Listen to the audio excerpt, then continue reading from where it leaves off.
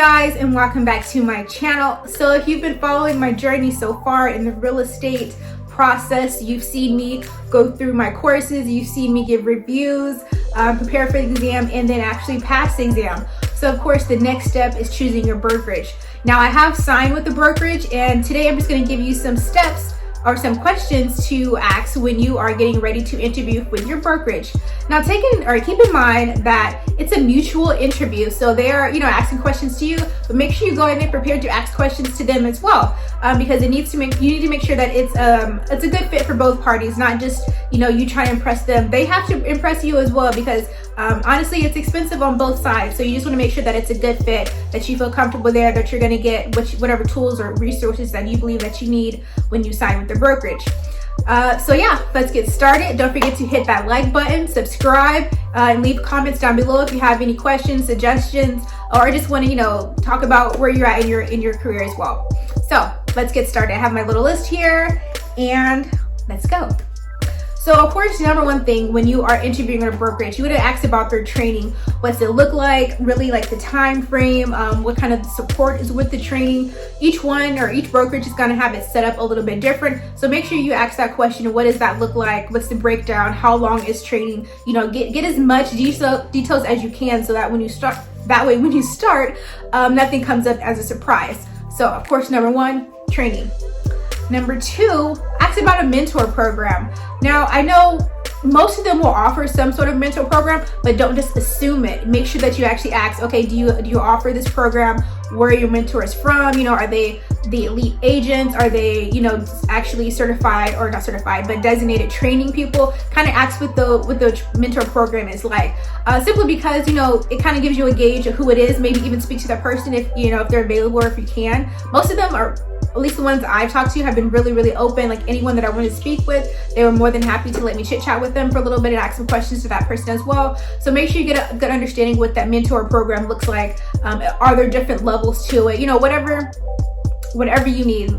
Don't be shy with asking questions. If they get irritated because you're asking questions, maybe that's not a good fit or not a good sign. Now make sure you're asking good questions. Don't just ask silly things, and that could be a different situation. So make sure you come in there with good questions. Do your research, do your homework on not only the brokerage, but that specific one, because some of them they're going to have like the bigger name supporting them, but get into the details, look up that individual brokerage, that individual team, or whatever, to really get a feel for it. So mentor program.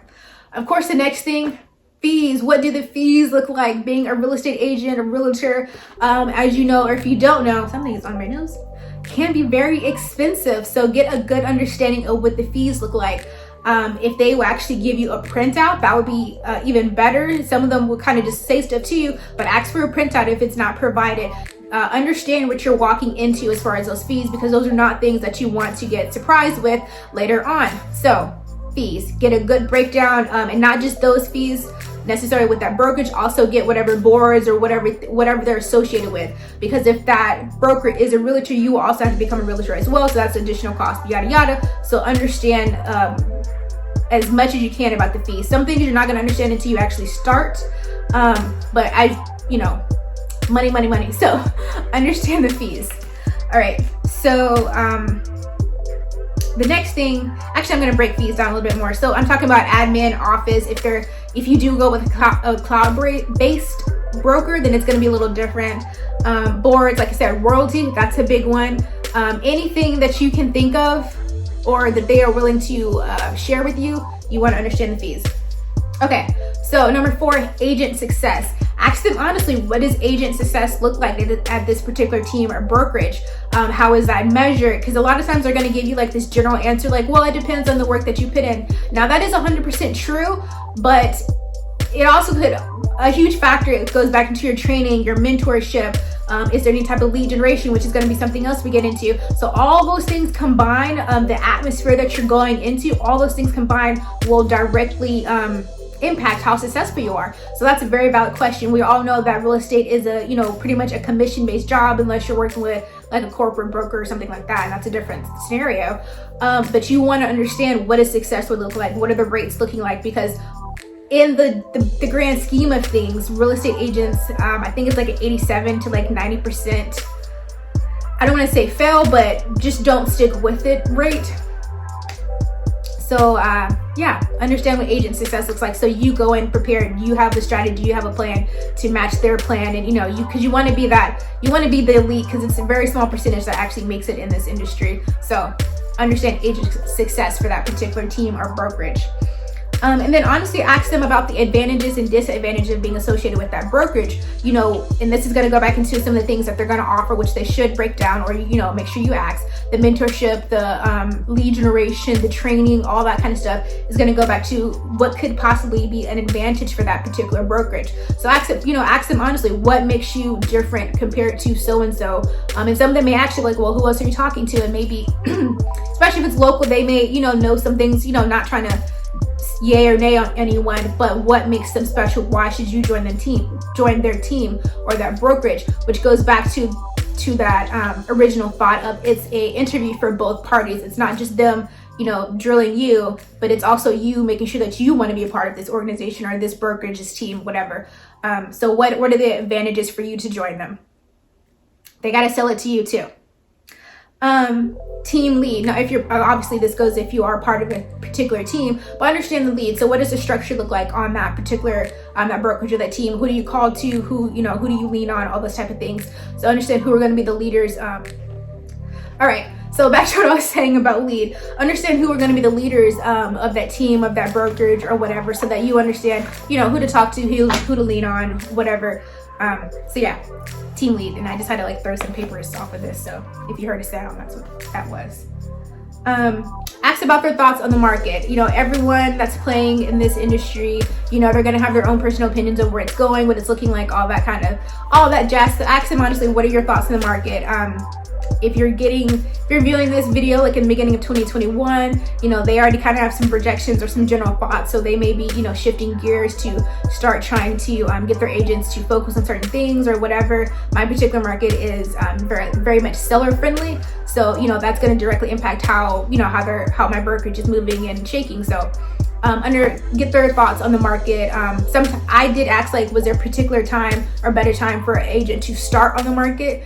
So, that's another good question to you. So I'll just throw that out there. Maybe in your particular area, there may be a season, that's prime for someone to start. Although they may kind of hit you with, any time is a good time to start, but it's still a question depending on who you ask. They may, actually give you some insider scoop on that.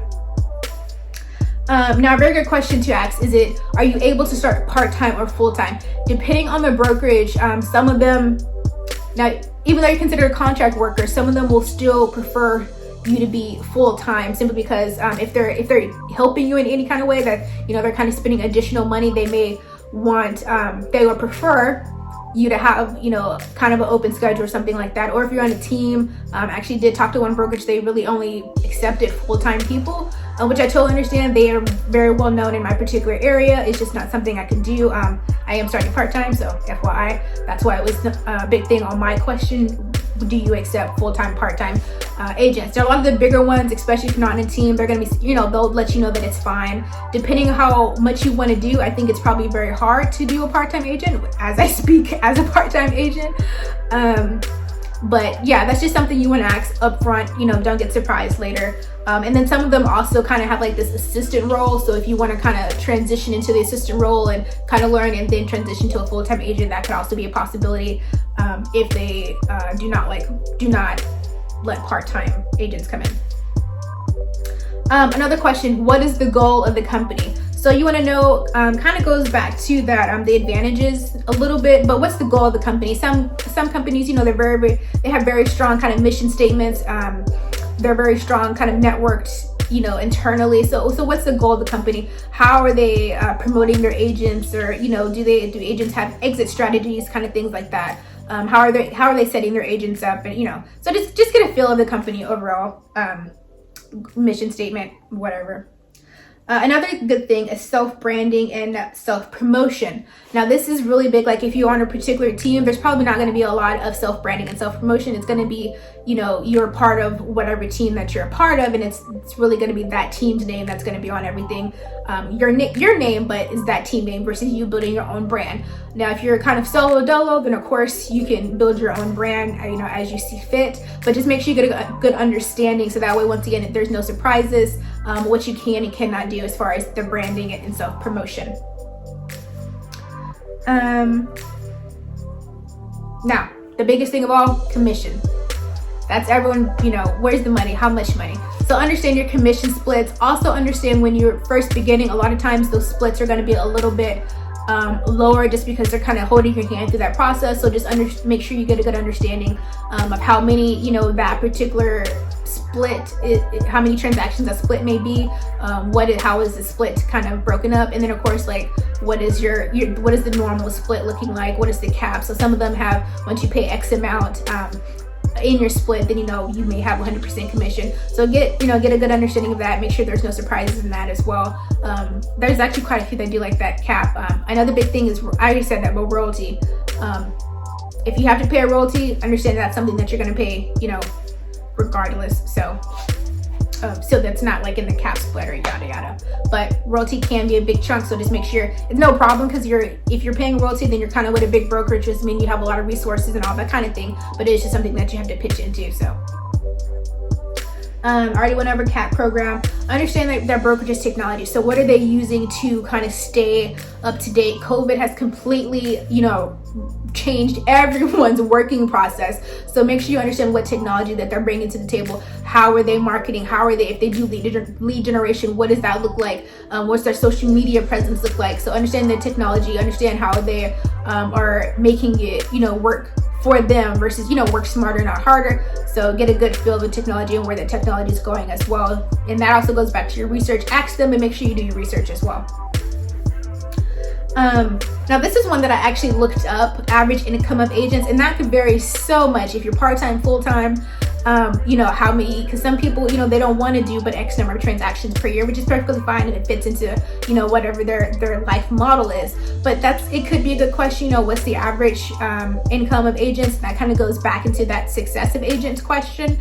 So if that's something that you feel comfortable with asking, that could be a good kind of general idea for you as well. And then last but not least, ask about reimbursements. A lot of brokerages don't really offer certain reimbursements, but I did get lucky and find one that does have some reimbursements and certain fees. So that's, and for me as a new agent, a little bit less money out of pocket is, was music to my ears.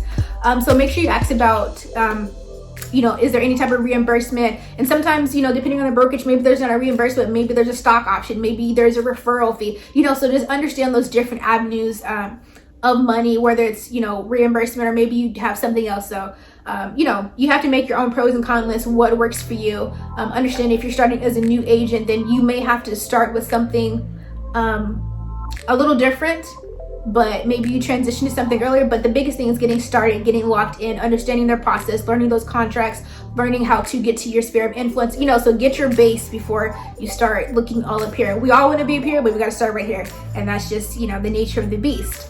There was something else I was just about to mention. Understand the culture of whatever company that you're going to. Some of that will kind of naturally come up. They'll talk about it, but just get a good feel of the people that you're talking to. Understand the culture.